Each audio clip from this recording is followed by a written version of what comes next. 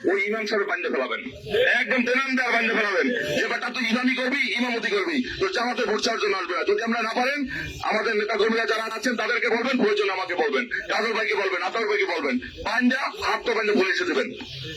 গতকালকের একটা ভিডিও দেখলাম, বাংলাদেশের কোন এক অঞ্চলে একজন নেতা প্রকাশ্যে মানুষের সামনে মাইক নিয়ে ভাষণ দিচ্ছে।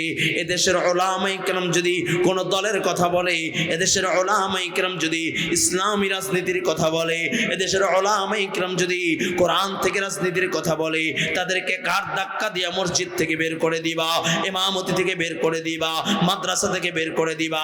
আল্লাহর কসম করে বলে যাই, আওয়ামী লীগ সরকার থাকতেও উলামায়ে কেরামদেরকে ঘাড় ধাক্কা দিয়ে বাইর করতে পারে নাই, তোমার মতো কুলাঙ্গারও বাইর করতে পারবে না। ঠিক কিনা যারা বলেন? আমি বলতে চাই, বিএনপির একটা সুনাম আছে।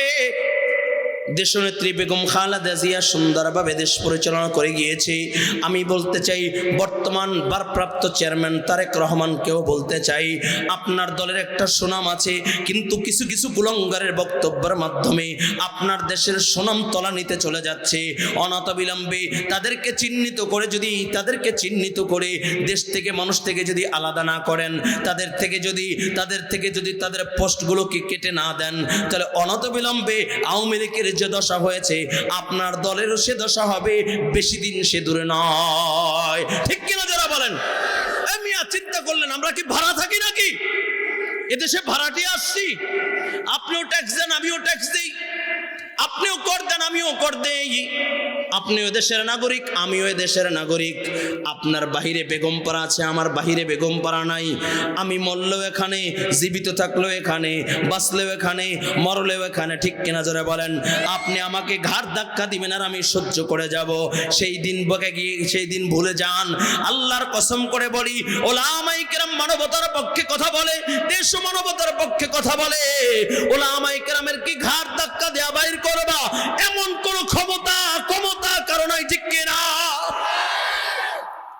এই জন্য আমি বলবো, এমন যারা উদ্ভট বক্তব্য দিচ্ছেন, আপনারা আপনাদের বক্তব্যকে প্রত্যাহার করেন, নতুবা জনগণ জোতা পিটা করে আপনাদেরকে দেশ ছাড়া করবে। ঠিক কিনা যারা বলেন?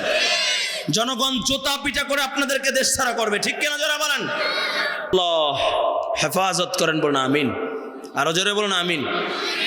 আচ্ছা, বাংলাদেশে এমন কোন মসজিদ আছে, যখন দেশনেত্রী বেগম খালেদা জিয়া অসুস্থ, এমন কোন মসজিদ আছে যেখানে তার জন্য দোয়া হয় নাই? হ্যাঁ, বুঝে শুনে বললেন, এমন কোন মসজিদ আছে যেখানে দোয়া হয় নাই? এমন কোন মাহফিল আছে যে মাহফিলে দোয়া হয় নাই? এমন কোন রাজনীতিবিদ আছে যারা দোয়া করে নাই? এমনকি চরমনের পীর সাহেব হুজুর দোয়া করছেন, ডক্টর শফিকুর রহমান সাহেব দোয়া করছেন, এবারে এনসিপির যারা আছে তারাও দোয়া করছেন, সকলেই দোয়া করছেন। আমরা চাই একটা মিলেমিশে সুন্দর একটা পরিবেশ হোক। ঠিক কিনা জোরে বলেন? কিন্তু এই কয়েকটা কুলাঙ্গার নেতা আছে যারা তাদের উদ্ভট বক্তব্যের মাধ্যমে দেশের ভিতরে অরাজকতা সৃষ্টি হচ্ছে। ঠিক কিনা জোরে বলেন? এই আওয়াজ করে বলেন ঠিক কিনা?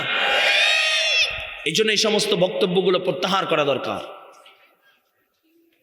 আমরা তো আর কারো রসাতলে থাকতে চাই না, আমরা শান্তি চাই। ঠিক কিনা যারা বলেন? আমাদের দেশের মানুষ শান্তিপ্রিয় মানুষ, অশান্তি চাই না। ঠিক কিনা? এই জন্য বিনয়ের সাথে অনুরোধ রাখবো, যারা দেশের কর্ণধার আছেন, বিশেষ করে বিএনপির যারা কর্ণধার আছেন, এমন নেতাদের বক্তব্যগুলোকে চিহ্নিত করে তাদেরকে অনতিবিলম্বে দল থেকে প্রত্যাহার করেন, তাদেরকে দল থেকে বহিষ্কার করেন, নতবা এদেশের মানুষ আপনাদেরকে প্রত্যাখ্যান করবে। ঠিক কিনা যারা বলেন? আল্লাহ আমাদেরকে হেফাজত করুক, বলে আমিন।